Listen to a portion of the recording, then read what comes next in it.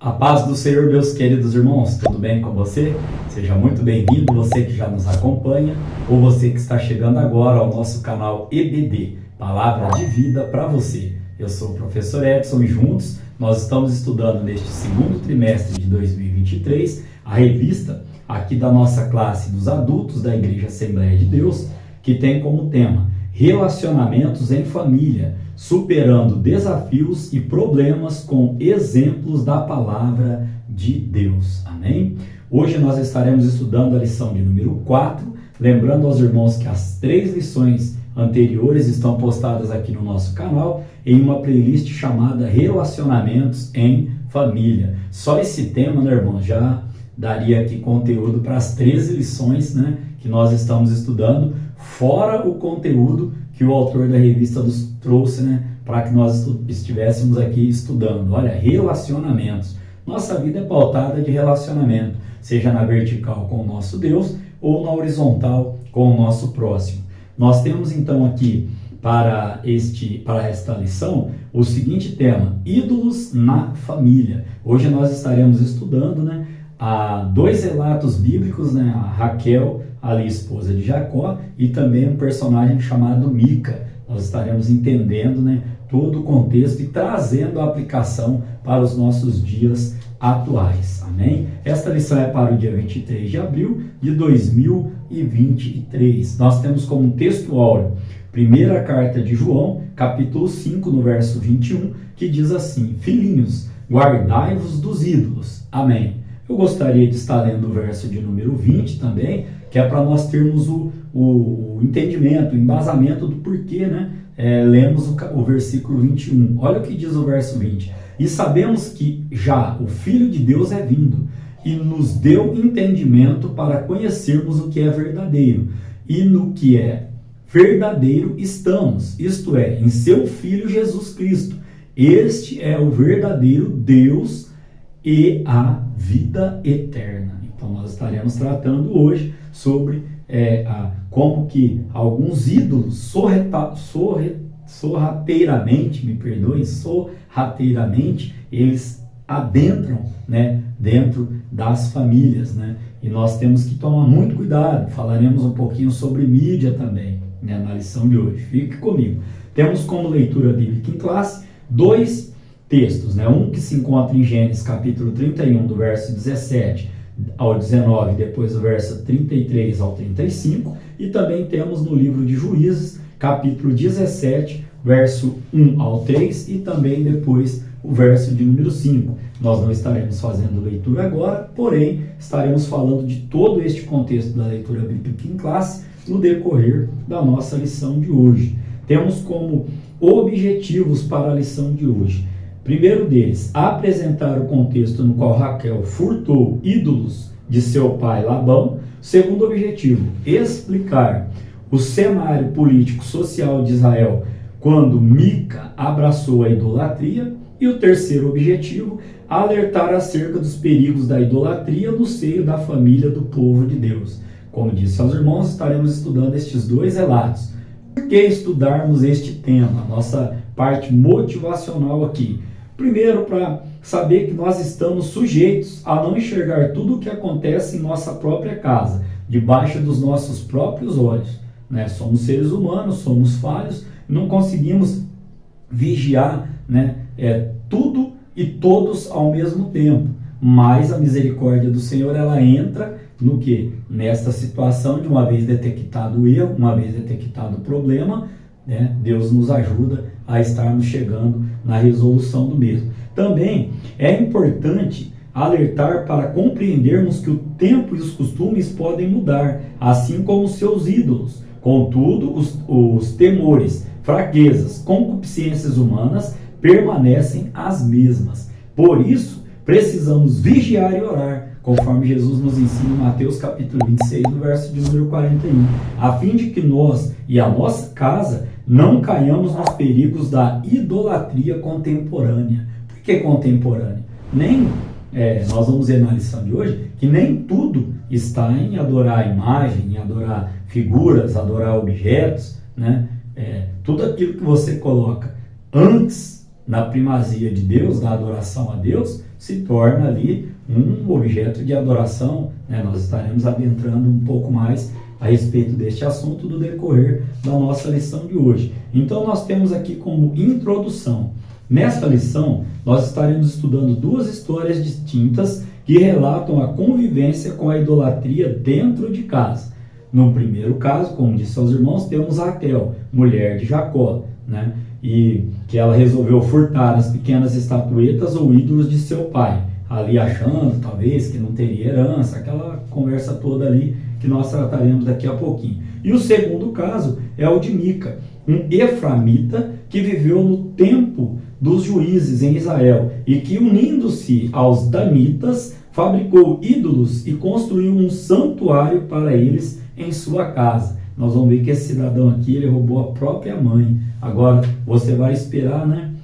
O que naquele contexto que Israel estava vivendo, que nós vamos estar lendo aqui posteriormente. Temos como palavra-chave a palavra idolatria. Amém? Bom, caminhando aqui então para o tópico de número 1, lembrando que nós temos 3 tópicos nesta lição, cada tópico com os seus subtópicos. O primeiro tópico tem como tema os ídolos encontrados na terra, na tenda, melhor dizendo, de Raquel. Primeiro subtópico, a fuga de Jacó e sua família para a terra prometida. Aqui, irmãos, entendermos que, em função dos ressentimentos que existiam entre Jacó e seu sogro, e não vendo possibilidade de libertação para viver a sua própria vida, Jacó resolveu fugir das terras de Labão, sem falar nada com ninguém. Isso aqui é importante, né? Até grifei aqui aos irmãos. Tem certas decisões na nossa vida, irmãos, que nós não devemos comentar, não devemos falar com ninguém, devemos só pedir a direção, orar a Deus, pedir a direção dele, esperar a resposta dele e aí sim, né, agirmos. E quanto mais a gente fala, minha falecida avó, ela dizia que quem fala demais dá bom dia a cavalo. Então, nesse contexto aqui, uma aplicação bem sucinta, né?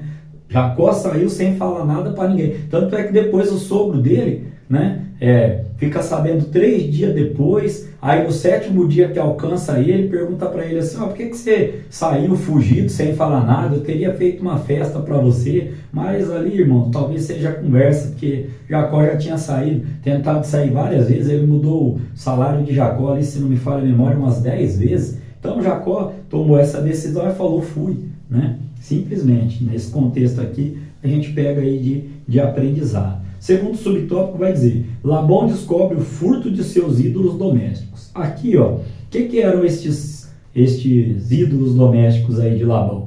Eram, na verdade, terafins fabricados de madeira, pedra ou barro, e esse terafins aqui entre aspas, cujas imagens eram veneradas e adoradas como amuletos para proteção familiar e pessoal.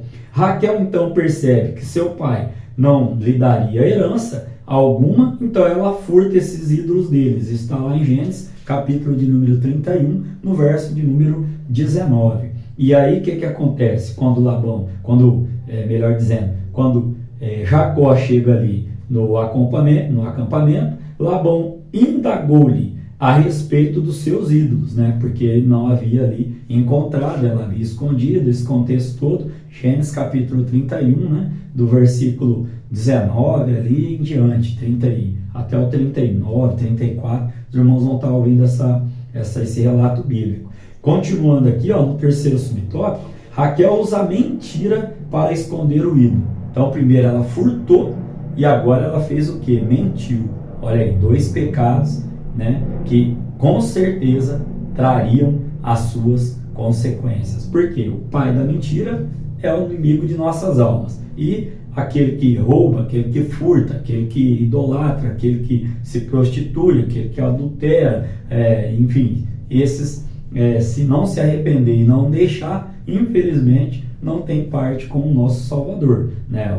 Jesus, ele abomina o pecado, mas ama o pecador, então tem que haver um arrependimento. E aqui, uma mesma pessoa, primeiro furta e depois mente.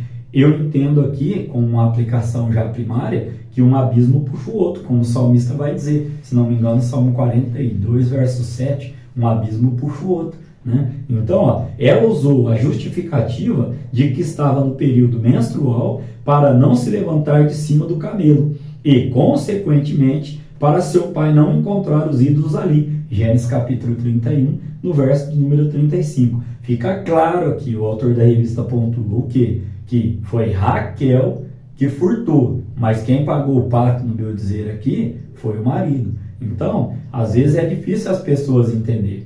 Eu congrego em uma igreja que até hoje eu sou filho do irmão Nelson, né? A minha esposa é a esposa do diácono, é a esposa do líder de adolescente. O meu filho é filho do diácono Edson e assim por diante. Então, não que não tenhamos nossa própria identidade, não é isso que eu estou dizendo. Estou dizendo que as nossas atitudes, elas vão afetar as pessoas que estão perto da gente. Então, isso é um fato a gente está refletindo aqui também. Hein? Bom, nós, neste primeiro tópico aqui, então, aprendemos sobre a fuga de Jacó e da sua família. Enfatizei aqui de sair sem falar nada para ninguém. Falamos sobre Labão, quando ele descobre o furto dos seus ídolos domésticos. E também falamos aqui sobre os dois pecados aqui de Raquel. Primeiro o furto e depois a mentira. Como sinopse deste primeiro tópico, temos que diante do engano de Labão contra Jacó, subtraindo bens da herança das próprias filhas, Raquel furtou os ídolos do pai e mentiu para cobertar sua tentativa de fazer justiça com as próprias mãos. Por que justiça com as próprias mãos? Na percepção dela aqui, pontuado pelo autor da revista, ela achou que não levaria nada, não teria herança nenhuma, né? Não sei dizer aos irmãos aqui o quanto de valor financeiro tinha esses ídolos. Agora, algum valor sentimental ali tinha para a vida do pai dela. O certo é que, tendo valor ou não tendo valor, furtar sempre foi errado, né? E sempre será.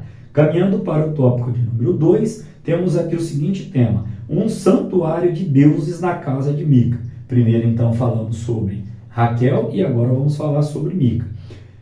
Temos aqui também 3 subtópicos. O primeiro diz assim: a idolatria e o caráter antiético de Mica. Por que o caráter antiético? Segundo o registro em Juízes, capítulo 17, do verso 1 ao verso 4, que os irmãos podem estar aí acompanhando, e farei leitura, né, de alguns destes versículos aqui, agora no decorrer deste tópico aqui. Ó. Então, Mica não correspondia à importância do nome que tinha, porque não honrava a Deus em sua vida. O que significava, né? O que significa esse nome Mica? Quem é como o Senhor nosso Deus? É uma pergunta. Quem é como o Senhor nosso Deus? Ninguém, né? Então, Mica não correspondia à importância deste significado aqui, deste nome, né? A gente sabe que os judeus, eles davam um nome ali, né? Para cada situação, só como exemplo, né? Quando a gente fala por exemplo, de Mefibosete, né? Boca da vergonha. Quando a gente fala de outro nome bem conhecido, né? De Abrão para Abraão, né? De Sarai para Sara, né? Eles tinham esse contexto de significativo, né?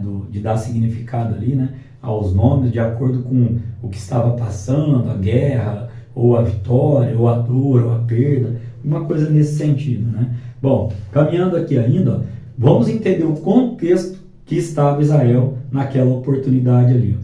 Havia em Israel, de modo geral, um abandono total aos mandamentos da lei de Moisés, conforme a gente consegue visualizar, né, ler em Juízes capítulo 17, no verso de número 6, faz parte do nosso contexto aqui, da nossa lição, e vai dizer, né, que cada um fazia o que lhe parecia certo, ou seja, o povo estava ao seu bel prazer ali. Então, neste contexto, ó, além do abandono da lei do Senhor, as famílias começaram a adotar um certo sincretismo religioso dentro de suas próprias casas, admitindo ídolos caseiros. O que vem a ser, irmãos? Sincretismo. É a fusão de diferentes doutrinas para a formação de uma nova, seja, né, de caráter filosófico, cultural ou religioso. Ou seja, é a mistura de tudo. é o que o mundo quer fazer hoje nas nossas igrejas. Ah, eu vou para lá, vou continuar desse jeito,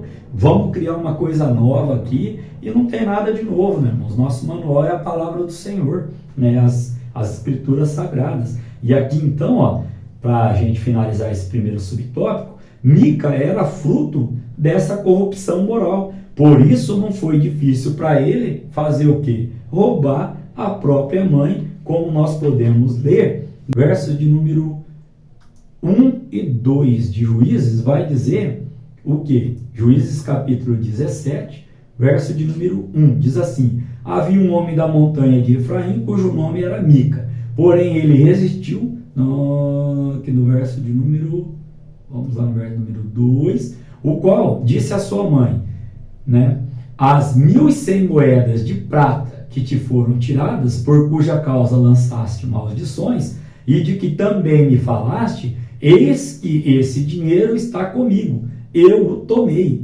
Então lhe disse sua mãe: bendito do Senhor seja meu filho. Olha só, irmãos, esse contexto aqui é bem interessante. Ele rouba a própria mãe, a mãe amaldiçoa, aí ele fala que o dinheiro estava com ele, devolve, aí ela pega parte desse dinheiro e aí faz essa casa aqui, ao qual nós estamos aqui tratando neste segundo subtópico aqui, que diz que Mica havia roubado a própria mãe sem que ela soubesse. Acabei de explicar esse contexto aqui. Então, depois que nós lemos aqui que ele rouba, né, ele furta ali, vamos dizer assim, né, existe uma diferença entre furto e roubo, ele furta, né, aí ele vai, depois ela amaldiçoa, aí ele fala que está com ele, devolve, ela pega parte desse dinheiro, dá para ele, para construir essa casa aí de deuses aí, de falsa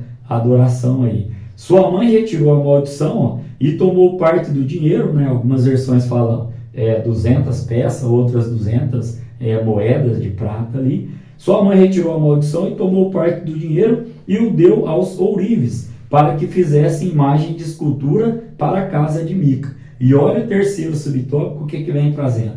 Mica tinha uma casa de deuses, versos 5 e 6 de Juízes. Está aqui na nossa leitura bíblica em casa. Diz assim, e tinha este homem Mica uma casa de deuses, e fez um éfode de terafins, e consagrou a um de seus filhos para que ele fosse por sacerdote. E não parou aqui não, irmãos. Nós vamos ver que depois chega um forasteiro lá, dizendo que era um levita, e ele vai, coloca para dentro, transforma em sacerdote.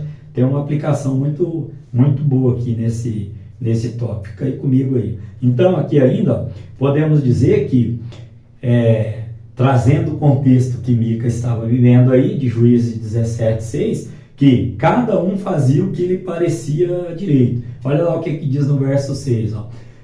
Naqueles dias não havia rei em Israel. Cada um fazia o que lhe parecia bem aos seus olhos. É nesse contexto que roubar a mãe, né? Hoje a gente usa até um trocadilho, né? Fala, nossa, tem pessoas que não tem misericórdia nenhuma, né? Rouba até a própria mãe, né? E vem aí, talvez, né? Desse contexto aqui de Mica aqui. Mica, olha o que ele fez ainda.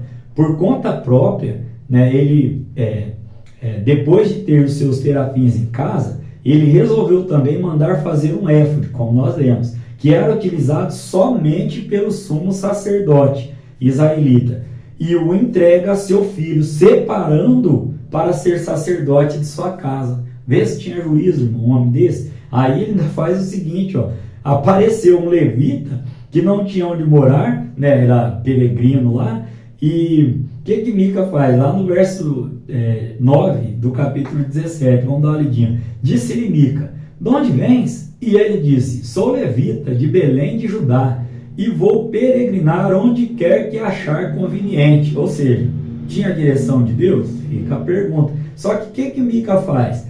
Traz esse rapaz para dentro da casa dele, né?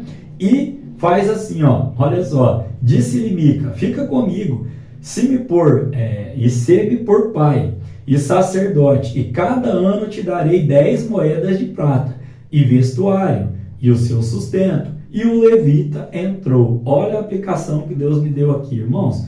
Como você pega né, nos dias, né, que estamos vivendo principalmente, sem falar assim da parte de ter misericórdia, de ajudar alguém, não é nesse contexto que estou dizendo assim, como que você, sem conhecer ali, nesse contexto bíblico, a pessoa, você coloca para dentro da sua casa, né? Até aí, irmão, conheço gente que fez isso, colocou para dentro de casa, deu roupa, deu banho, deu comida, né? Agora, colocar como pai e como sacerdote, né? Porque ele disse assim, ó, agora sim sei que Deus está comigo, ó, o Senhor me fará bem, porquanto tem um levita por sacerdote. Nós sabemos a linhagem dos sacerdotes, sabemos de onde vem, né? Então, não estou dizendo que você não possa fazer isso, muito pelo contrário, né?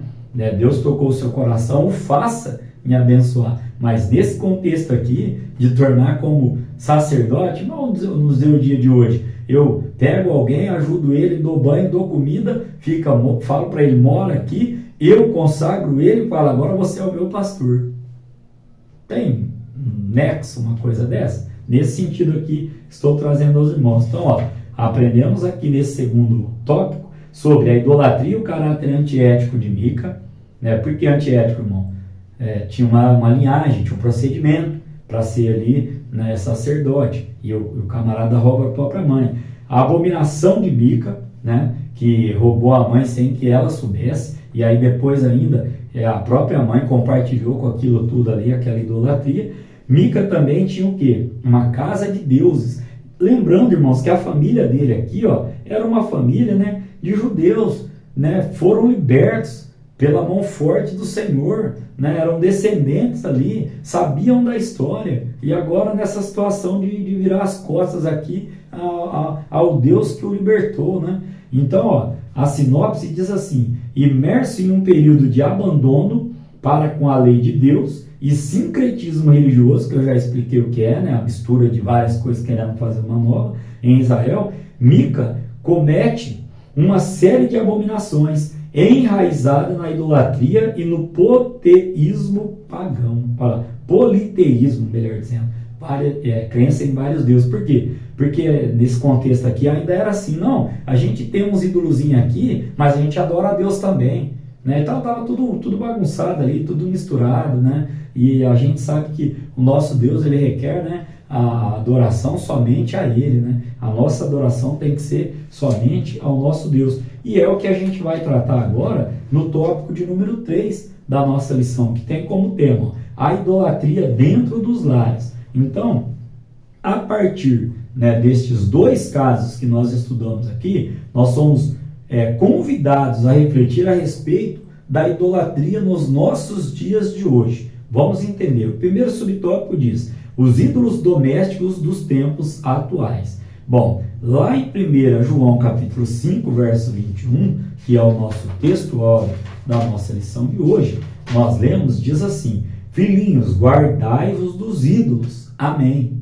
Né? Então, nesse contexto aqui ainda, temos que trazer aos irmãos que qualquer coisa pode se tornar um ídolo dentro de casa, como, por exemplo, um emprego, um carro, dinheiro, um filho, um pai, uma mãe, um estilo de vida, uma televisão, uma geladeira, né?